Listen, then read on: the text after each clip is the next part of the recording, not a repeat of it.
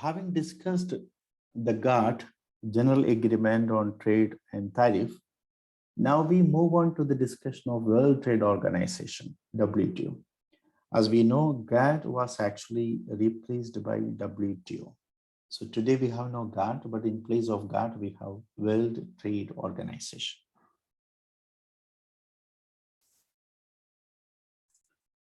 Following the Uruguay round UR agreement, GATT was converted from a provisional agreement into a formal international organization called World Trade Organization with effect from January 1st, 1995. So UR was not a formal international, or GATT was not a formal international organization. It was just a provisional agreement. So that GATT was converted into a formal international organization called the WTO with effect from January 1st, 1995. WTO serves as a single institutional framework encompassing GATT and all the results of Uruguay round.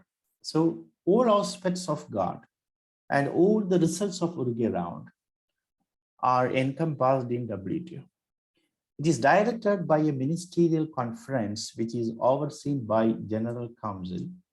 The WTO Secretariat is based in Geneva, Switzerland. Let us look at the difference between GATT and WTO. GATT was an ad hoc provisional body, but WTO and its agreements are very permanent. So this is ad hoc, GATT was ad hoc, but WTO is a permanent thing. GATT had contracting parties, but WTO has members. That's a chief difference. GATT system allowed existing domestic legislation to continue even at the cost violating GATT. That means a country could continue its own legislations at the cost of violating GATT, but WTO does not permit such violations. So if you have signed WTO agreements, then you are expected to abide by that. If a country has signed the WTO agreement, or if a country has become a member of WTO, the all decisions taken by the WTO must be followed by the member country. There is no scope for any violation. And fourthly, GATT was less powerful. Its ruling could be easily blocked, but WTO is more powerful than GATT. It is difficult to block its rulings. That's a basic difference between GATT and WTO. GATT, simply speaking, it was very weak. It was very weak, but WTO is very strong. It's a very strong, powerful body, but it was a weak body. That's the main difference between GATT and WTO. Now, what are the functions of WTO? First one is administering World Trade Agreements. This is the first function. Second, providing the forum for negotiations among its members. Third, administering the mechanism for settling trade disputes. Monitoring national trade policies, providing technical assistance and training for developing countries, cooperating with all other international organizations like International Monetary Fund and International Bank for Reconstruction and Development. So these are the major functions of WTO, World Trade Organization. Now, what are the common objectives of WTO agreements? In all WTO agreements, you can have these three common objectives. First one, to help trade flow as freely as possible. To help trade flow as freely as possible. That means there should not be any restrictions to international trade. International trade should continue as freely as possible. There should be free trade. That's accessible. Second, to achieve further liberalization gradually through negotiation. Third, to set up an important means of settling disputes.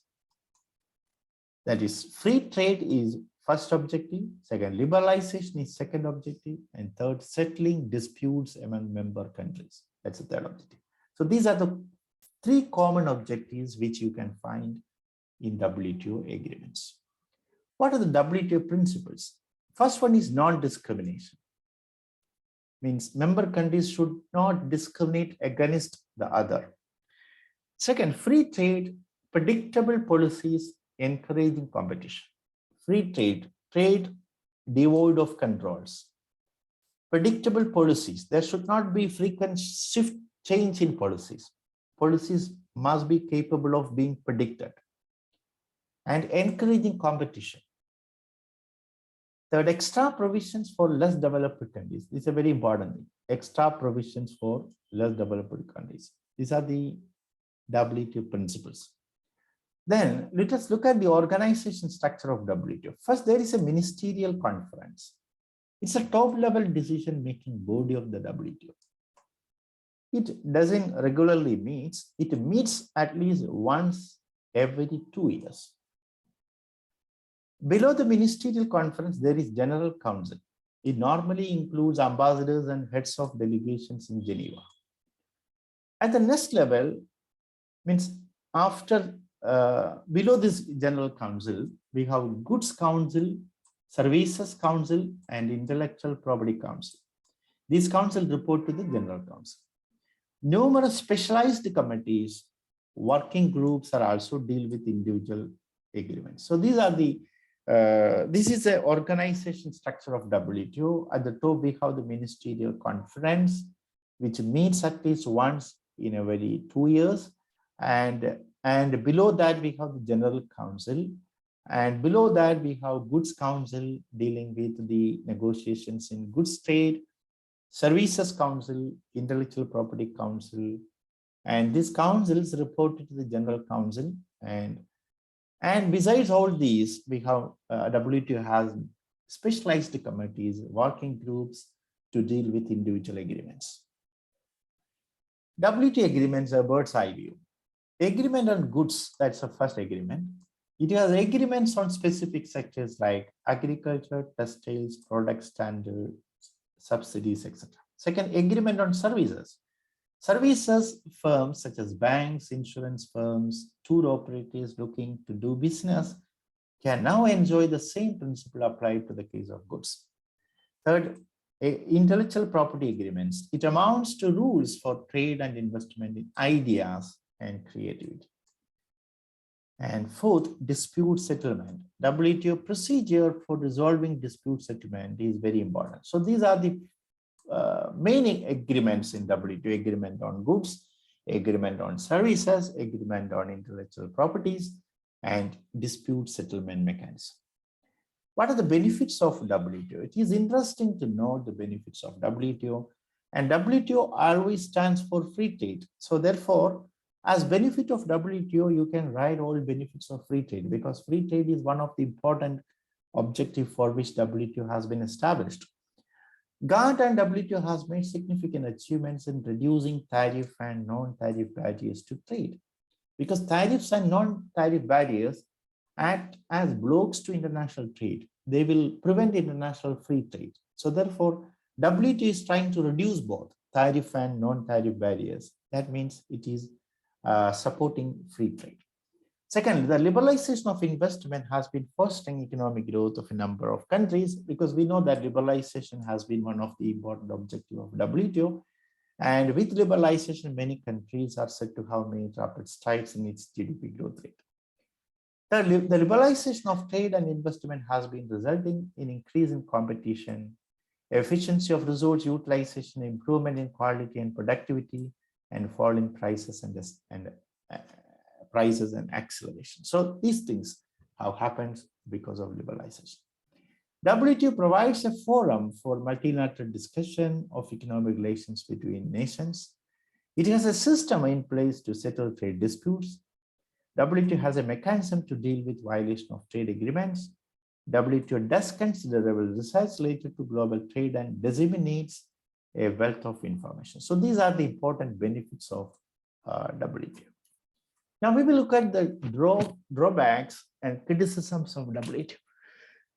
First one, negotiations and decision-making in the WTO are dominated by the developed countries. This is first criticism that has been leveled against the WTO, because most of the agreements of WTO turn in favor of the developed countries. Many developing countries do not have the financial and knowledge resources to effectively participate in WTO discussions and negotiations. So means we must have a good awareness of means WTO practices and WTO agreements. Then only a country can effectively engage in discussions in WTO. But most of the developing countries do not have the human resources, knowledge, and financial backup to effectively engage in WTO discussions. Third, because of the dependence of developing countries on the developed ones, the developed countries are able to resort to arms twisting tactics, because we know that developing economies mainly depend on developed countries for many things. So developed countries can easily influence these developing countries to arrive at certain consensus regarding agreements, which always turn in favor of the interest of the developed countries. So this can happen in WTO. This is again cited as an important criticism leveled against the WTO. Fourth one, many of the policy liberalizations are done without considering the vulnerability of the developing countries and the possible adverse effects on them. So while taking decisions on WTO, the WTO must bear in mind the vulnerability of the developing economies, but often it happens that the WTO discussions do not give much importance to the vulnerability of the developing economies. The WTO has not been successful in imposing the organization's disciplines on the developed. Means developed countries always try to create some sort of manipulations in favor of the interest of such countries, but often it is seen that the WTO has not been successful in means imposing certain disciplinary actions on developed countries. So with this, we ended the discussion on WTO. We have just gone through important points regarding WTO and what is WTO and what are the difference between GATT and WTO. This is very important, difference between GATT and WTO, and what are the functions of WTO, common objectives, principles, and organizational structure, and some activities or agreements of WTO, and benefits and weakness or criticisms or drawbacks of WTO. So with this, we stop the discussion on WTO here.